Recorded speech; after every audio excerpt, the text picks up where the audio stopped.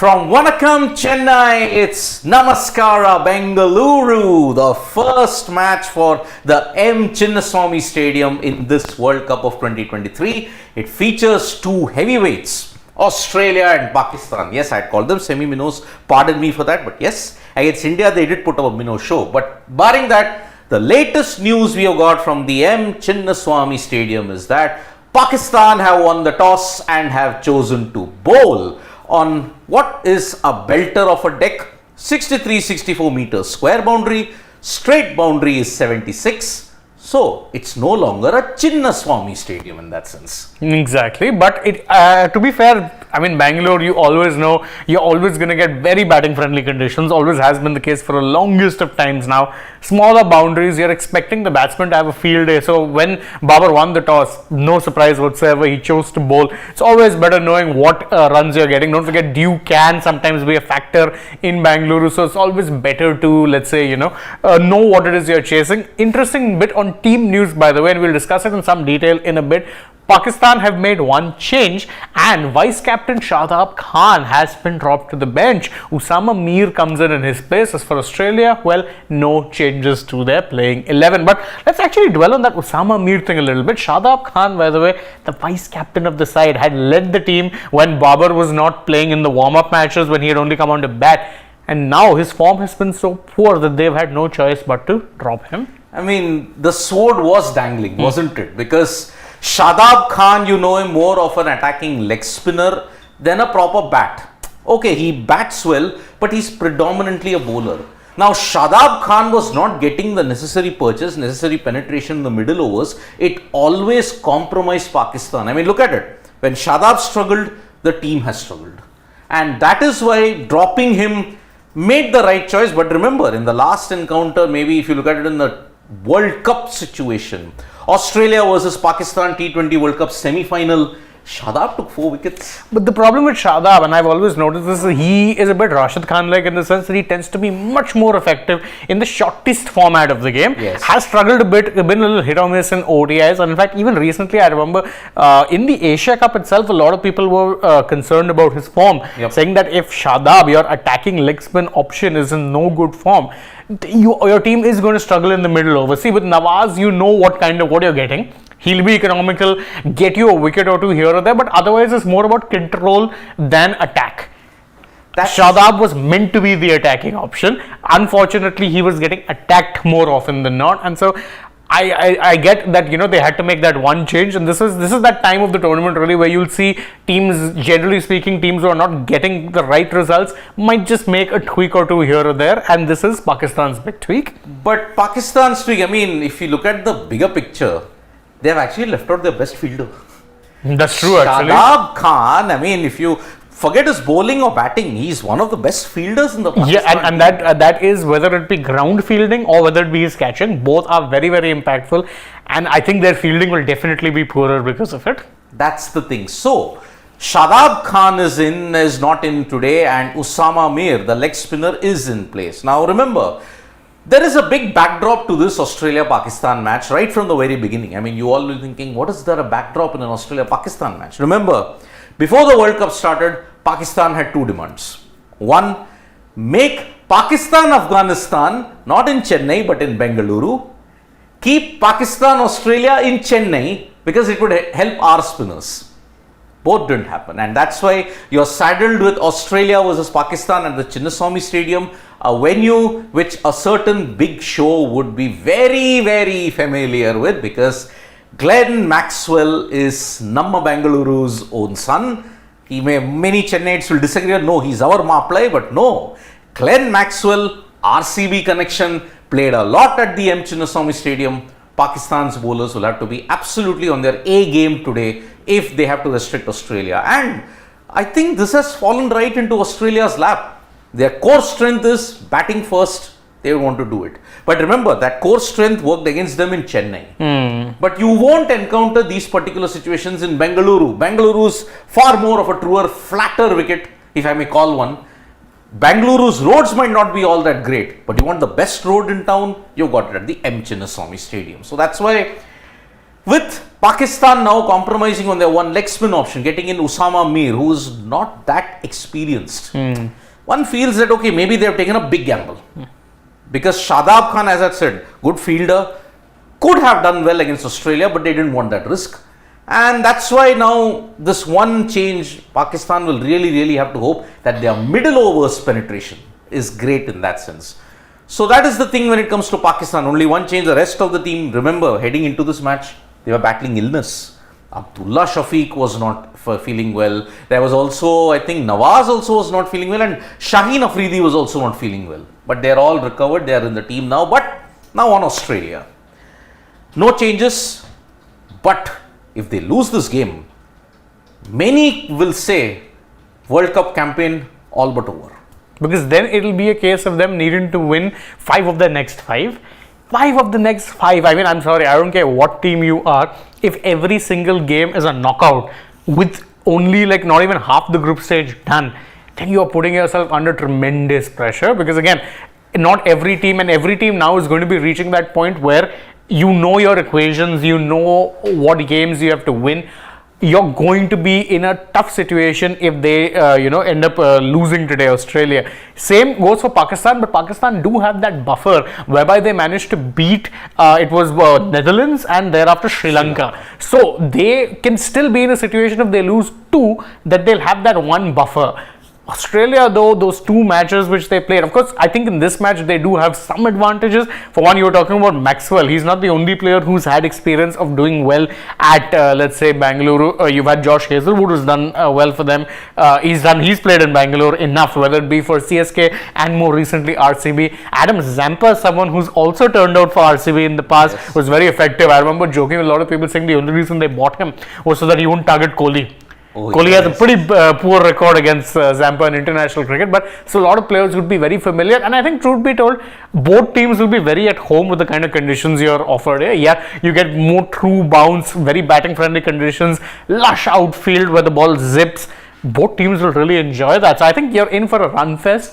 With Pakistan, it really depends on can their key batters find form. Rizwan has been that person. They really need Babar to fire. It's been too long. You need Babar Azam to start coming to the party now. Correct. He needs to come now. There's no future in that regard. It has to be now. He did hit a 50 though against India, but that was just about it. Apart from that, in the last couple of months, Babar has struggled, and that's why this is an acid test for him in more ways than one. And remember, the batting lineup of Australia, if you look at it, the openers have not set the stage on fire at all. Mitchell Marsh, David Warner, not done well. They've been very inconsistent at this point. I think there was a graphic that was shown by the host broadcasters that Australia's opening average this time in this 2023 World Cup is 18.9, which is the lowest among all the teams. So that is why, if you look at it, kind of, okay, they have gotten past, if they get past Pakistan, if they lose to Pakistan, what will happen is they have 2 easy games, potentially easy games against Afghanistan and also the Netherlands coming up. They have beaten Sri Lanka. So that's 1 game done. But then there are other 2 fixtures against New Zealand and England. That doesn't inspire me that much confidence in this side. So Pat Cummins, remember, he finally got his World Cup campaign back on track by beating Sri Lanka. But remember, Pakistan, mercurial Pakistan. And I'll just point out to Shane also, before we get to yet again what are the playing 11s, because in past World Cups, 21 and 19, there have been 2 common factors that I would like to point out to our family members between a Pakistan loss and an Australia win. What has that been? Catching. Pakistan's catching. You all remember in 2019 Bristol, where that famous meme came, that Pakistan fan came after David Warner was dropped. Okay? Who was it who had dropped him again? I don't remember who was the fielder. But I do remember, and I forgot 2015.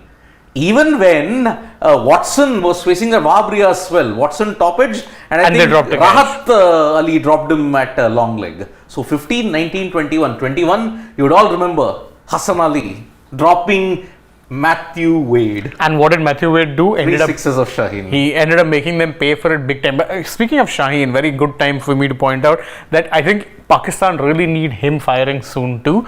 Because what is the big advantage, or the one thing that everyone was talking about with Shaheen coming into the World Cup and even Asia Cup, that penetration he gets with the new ball, that's been missing. It's been severely missing, and it's left too much of a mountain for an already undercooked middle overs bowling lineup to be, solving. Yes, I know with Haris, people have been critical of him, but with Haris, his job has always been to intimidate with pace and get you those wickets. Yep. However, the problem has been that more often than not, he's bowling to set batters. Batters who are already well in the zone and for whom that pace is very much an asset. Look at how Rohit Sharma was taking him very easily to the cleaners. Why? He was using that extra pace and sending it to the boundary. Where it is that Pakistan need to, when you talk about, say, the Indian bowling hunting in packs, I think with Pakistan, it's definitely more predefined roles. You need Shaheen Shah Afridi to get you those wickets in the power play. Then you'll need Haris Rauf and the spinners to add that pressure in the middle overs. Right now, the middle overs pressure hasn't come because Shaheen Shah Afridi has not delivered with a new ball at all. In fact, if you look at his career average numbers when it comes to whether it be his average in the power plays, number of wickets he gets, and the economy, all are up in the World Cup. In the World Cup, he struggled in the power plays. I'll go back even further and add to your point. You remember Shaheen suffered an injury, which kept him out for a long time after the 2022 T20 World Cup. Yeah, the final, if I remember. Yes. Is it any coincidence that Shaheen's penetration and his economy rate and his average have all shot up in the power plays after that injury? It's not. Shaheen is not in rhythm. And for a bowler like him, he's a rhythm bowler. If he gets that swing going, his swing has gone missing. That's the problem. I see, I get your point. But if you remember the kind of exploits he had in just this year's 100, it's not like he didn't have form. I think his dip has come at the worst time possible. Format issue? Yes, could be a format issue because again, I think he's also another one very effective in T20 eyes. ODIs has kind of always been a little wishy-washy, but I think that's probably part of the problem with Pakistan right now. They are a very competitive side in T20I cricket. ODIs, they seem to be lacking a bit much, but again, we know that Pakistan have kind of always been that team centered around 3-4 individuals. Yep. Rizwan, to his credit, has really kept up his end of the bargain, probably with their most consistent batter. They need not only him firing, but I think Babar needs to come to the party and Shaheen Shah Afridi really needs to come to the party. Yep. For Pakistan. Exactly. So Shashwat, have we got the playing 11s all ready? You can fire at full screen at this point. So before we end the stream now, I will just read out the playing 11s that is there, because remember, Pakistan's playing 11, there is one change at this point, but there is no change in the Australian lineup. Alex Carey continues to sit out at this point, and that's why Josh Inglis, I think, is another one. I think, yeah, to be fair, I know a lot of people would have been a little surprised that Carey is not playing, but I think Inglis has done a decent enough job in that circumstance. So I don't think there'd be any reason to drop him. And if you look at their batting lineup, it's pretty strong when you consider that their number 8 is Pat Cummins, who can count as a bowling all-rounder in white ball format and, to be told, even red ball format. Then they've got a Stark who can tonk a few. So you're batting as good as till 9.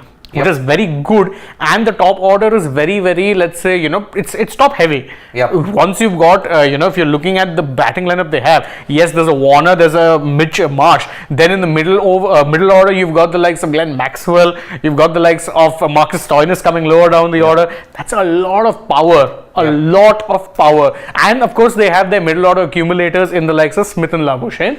That I think is going to be key to counterbalance the power hitters. Yep, but again, Smith's not been in form. I mean, he had a 46 against India, but apart from that, he struggled. And don't forget that even Labuschagne's spot right now not guaranteed. Because there's a certain Travis Head who's rejoined the squad, working his way back to full fitness, and potentially in a few days' time. I think Australia's next match is against Netherlands on the 25th in New Delhi. That is the match that they were targeting for him to make a comeback.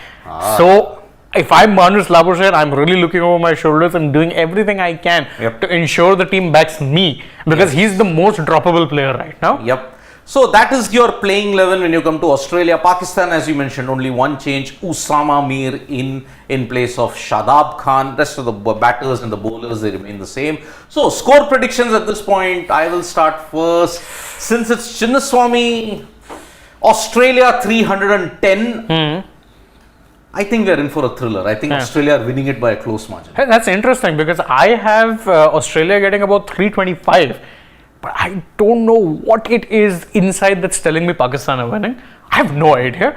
And again, I think I'm putting it down. It's partly due to this fact that they are just so mercurial. Yeah. And every time people are writing them off, they somehow find something. Yeah. Don't ask how. I don't know how it happens. It just happens. Very much a Kudrat ka Nizam kind of thing, whereby even in 2022, they seemed down and out for the count, out of nowhere made a run to the finals. And by the way, I think a lot of their batters are better suited to ODIs, because they have that template, and on conditions which are not going to be spinning much or swinging much, where you get true bounce.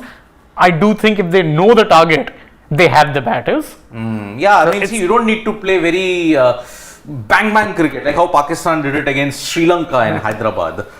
But I think they are encountering one of the best bowling units in this World Cup. That's why a 310 or a 320 in these kind of situations might necessarily not be easy. Remember, Sri Lanka's bowlers were all over the place. And we don't know whether dew will become a factor later on also. But if there is no dew, then I think Australia's bowlers might actually benefit. Correct. But if there is dew, then I think Pakistan are making a good chase out of this. But remember, the key, like how it happened in the Sri Lanka match, Adam Zampa.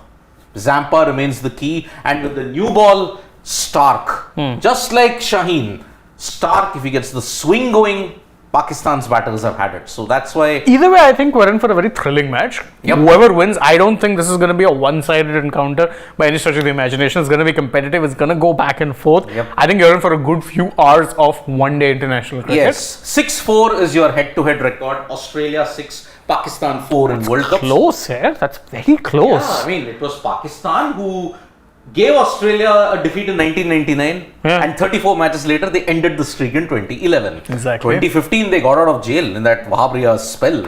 If Wahab had to get Watson at that point, I think Australia might just have lost that game. Yes. Because he was breathing fire, absolutely breathing fire. Blame just that one dropped catch, as always. Blame Rahat Ali for it. And even in 2019, Pakistan came back with Mohammad Amir taking 5 wickets. And Pakistan of 2019 were capable of upsets. Remember, they beat England. Yeah. So it's not like they don't have that ability of just, you know. Yep. And I think they missed out also on the semi-finals based on what, net run rate? New Zealand. They were level on points with New Zealand, but their net run rate took a big hit. So you never really know with them. I know all of us have written them off, but again, you never really know. Who hurt them in the net run rate? India. Exactly, because that one heavy loss. 89 run loss that they had at Old Trafford. And not just that. West Indies, they lost to West Indies. Correct. 105 all out. If they had beaten West Indies, their net run rate wouldn't have mattered. Yes, and remember what was their net run rate after the end of the West Indies match? -5. -5. Because West Indies bowled them out of 105. They chased it down in 20 overs. Exactly. At Trent Bridge, and that's why. And even if you look at records in Bangalore, Pakistan, it's 1-1. Australia, 9 matches they played here, lost 5, won 4. It's very close. It is close. So Pakistan, you would remember, in 1996 they lost in Bengaluru in the World Cup here. 1999 they bounced back by beating India in the tri-series that happened. So that's the situation. Shane's predicted a Pakistan win. I've predicted an Australia win. But it's going to be a close game. Yeah, 100%. So thank you so much, folks, for joining us for this live. Tap that bell icon so you know when we go live. And don't forget, we're on Facebook, Twitter and Instagram. And from me and Shane, it's bye-bye. We'll be back for the mid-innings.